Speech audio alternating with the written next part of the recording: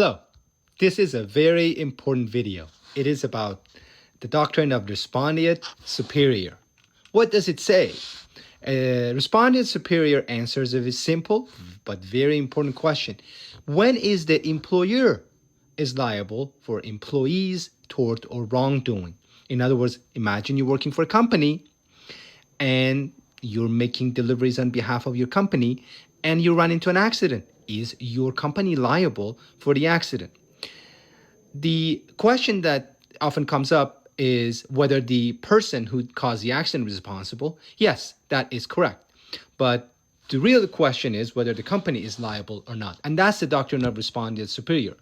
Under this doctrine, a principle is vicariously liable for an agent's tort if the agent is an employee. That's the first condition. And second, the employee was acting within the scope of employment. Vicariously meaning the company may not have been directly involved in the negligence, but the negligence gets attributed to the company. So first question, was employee an agent? How do you determine that? It's effectively based on control. It's a much more nuanced discussion. But if the company, if employer is controlling the way the certain task is done, has control over the means of the task, that means that person is an employee.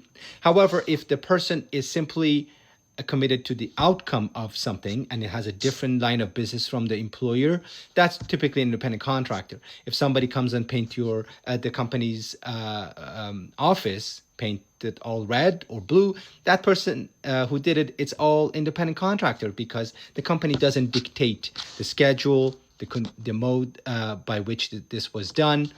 And all in all, the company has little control over how it's done.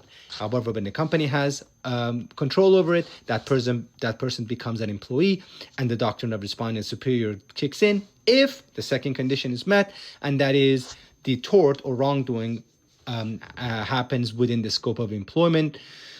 For example, a delivery driver negligently hits a pedestrian while making deliveries. That's within the scope of employment, and an employer is liable.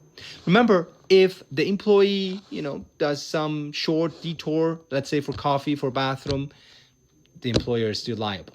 However, if the employee does something more than a short detour, it's called frolic.